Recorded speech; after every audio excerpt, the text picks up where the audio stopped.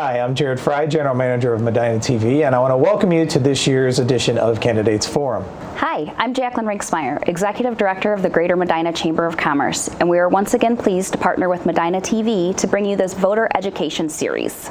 The views expressed by the candidates in these forums are not those of MedinaTV or the Greater Medina Chamber of Commerce. All candidates in contested races were invited to participate. These interviews are meant to be informational without endorsement from MedinaTV or the Greater Medina Chamber of Commerce. Please enjoy this year's Candidates Forum.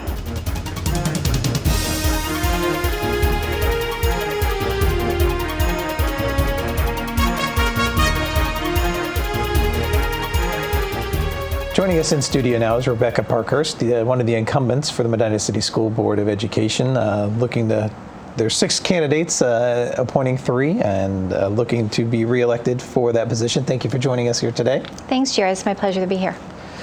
For those that may not know you, why don't you take a few minutes and just introduce yourself to everybody? Sure. So my name is Rebecca Parkhurst. I have lived in Medina since 2003 with my husband and 2 boys. I have 2 boys in the high school this year, and I was initially appointed to the board back in the summer of 2015, and then I was elected to my current position in 2017. And why don't you tell everyone a little bit about the role that, in case they don't know, the role of a school board? Okay. Well, a school board member, we have 2 primary responsibilities. The first is to hire our superintendent and treasurer to run the district, and then our second is to make policy. We do have a lot of assistance with guiding agencies. We don't make a lot of policy ourselves, homegrown, I like to call it. Usually whatever our legislature votes on and approves new laws, we need to implement that into our policy, and that's really what we do. In addition to that, I feel that board members serve as a conduit between the community and the district's administration. Like to make sure that we're communicating from the community back to the administration and vice versa, and help the administration understand the community's wants and needs, and vice versa, and help them in any way that we can. Mm-hmm. And now, being appointed and serving one term, I'm sure you had pet projects or things you'd like to work on. Are there issues or things heading into this next term that you would like to try to accomplish? Well, I think it's important. I think a lot of people might come on the board with pet projects, especially if you're a parent and you have kids in the schools. I really didn't have any pet projects. My goal was just to serve and be of service, and just to make the schools better, and just continue to do that to move us forward. I feel that we've made a lot of progress since I was first appointed in 2015 in terms of communication, transparency. We've been fiscally responsible, and that is actually always a goal, is to make sure that we can be fiscally responsible to our taxpayers. We had a levy renewal that was successful, but didn't cost our taxpayers any additional money, and we've been able to do more with actually the same pot of money, which is, I think, a big accomplishment.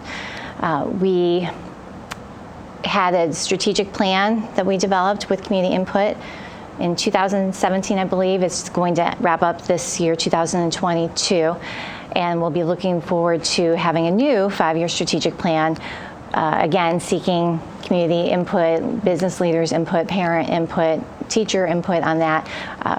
The goal is to be collaborative. So although I didn't have any pet projects, I do want the district to continue to be fiscally responsible. I do want us to continue to collaborate with our community, to do whatever we can for our students to make our district better and keep moving us forward. And I think we had a motto, was every student every day, to do that, to make sure that we are providing all services and equal opportunities to all of our students.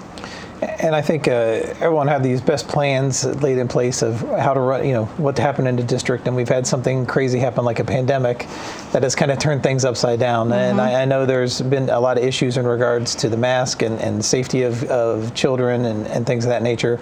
Kind of what are your thoughts on COVID and in the schools and handling that situation?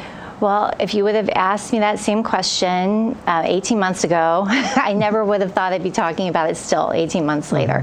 I think our superintendent has always said no one expects this. No one can be prepared for this at all. So the thing with science is it's ever evolving, right? And we're learning more about this virus. It was new, the novel coronavirus.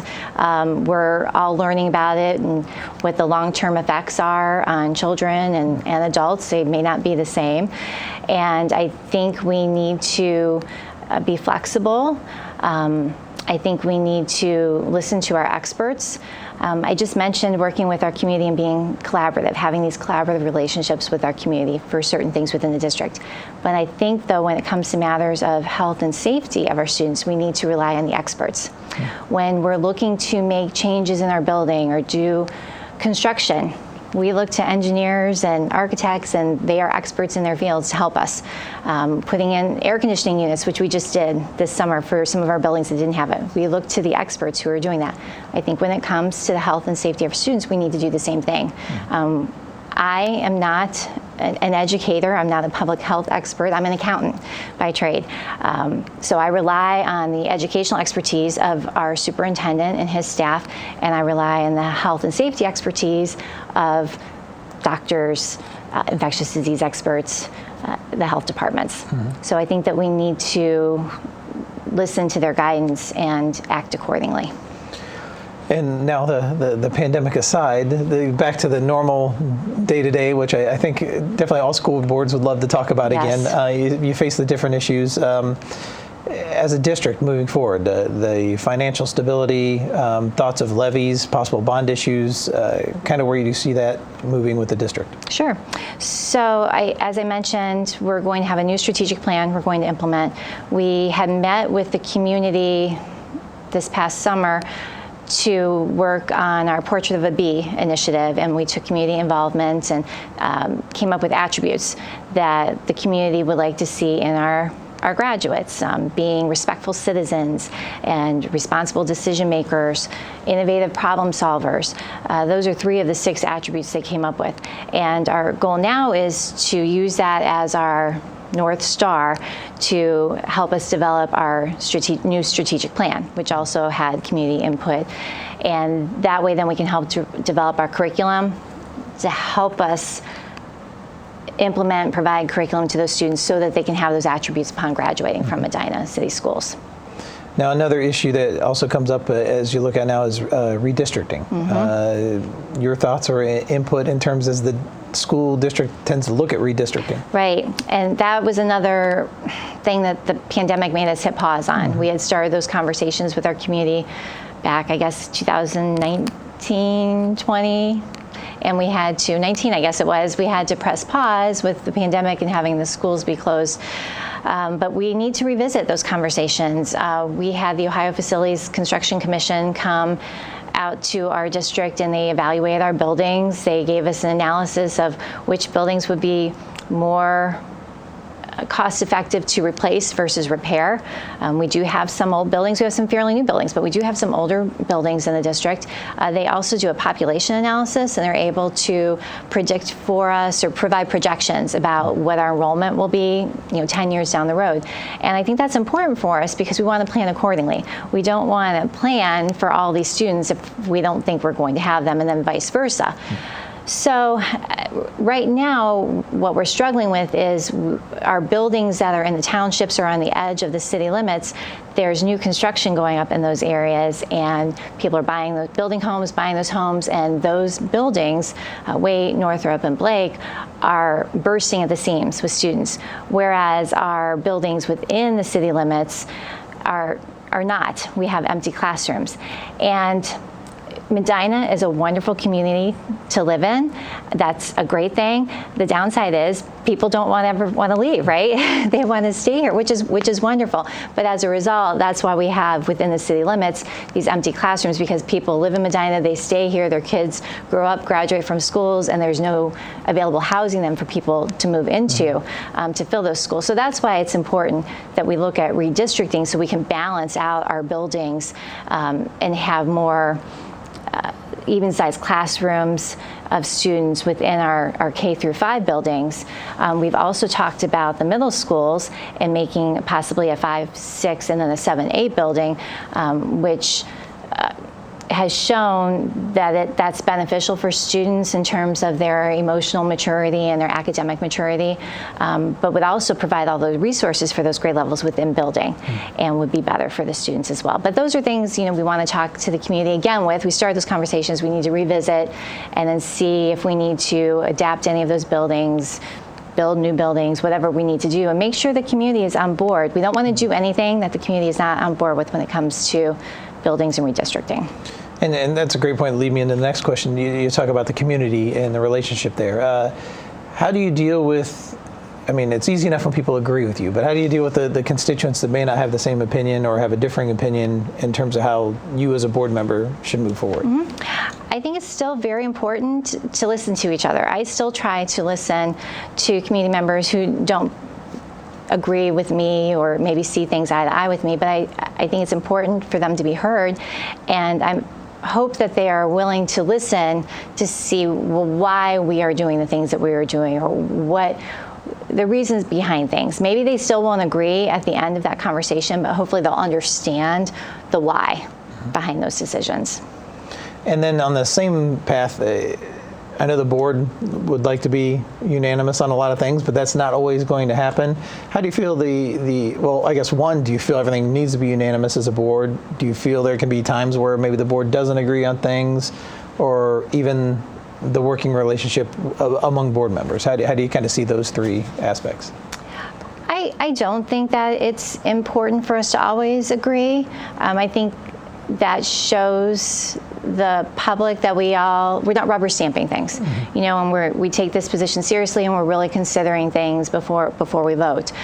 There are some things where I do think it is important. I think redistricting, I think it would be important for that plan to all of us to agree on. If it's a big district initiative, I think it is important for us to somehow find common ground, to all work together and find that common ground so that we can agree on what it is that we're going to do to move the district forward. We're speaking with Rebecca Parkhurst, the incumbent candidate for the school board, Medina City School Board of Education. And I know you've been kind enough to answer a lot of the questions that I had for you, but I want to make sure I give you the opportunity that there's something I didn't quite touch on or something you would like to let the voters know yourself. I want to give you the mic now and give you that opportunity to do so. Okay, great. Thanks, Jarrod.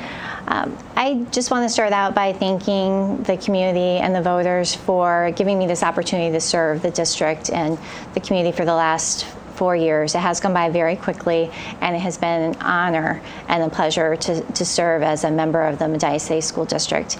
I hope that my voting record shows everyone where I'm coming from, what I believe in, and that I really do want what is best for our kids. That is what I always try to keep in mind before I make a decision, is I ask myself, is this the best thing for the kids in our district? So I would appreciate the opportunity to continue to serve you for another 4 years. This would be my last term. If you do vote me in, this will be it for me. But I would like to continue to serve and see these plans that we've started to put in place regarding redistricting, Portrait of a Graduate, our new strategic plan. I'd like to see those through to fruition. Thank you very much.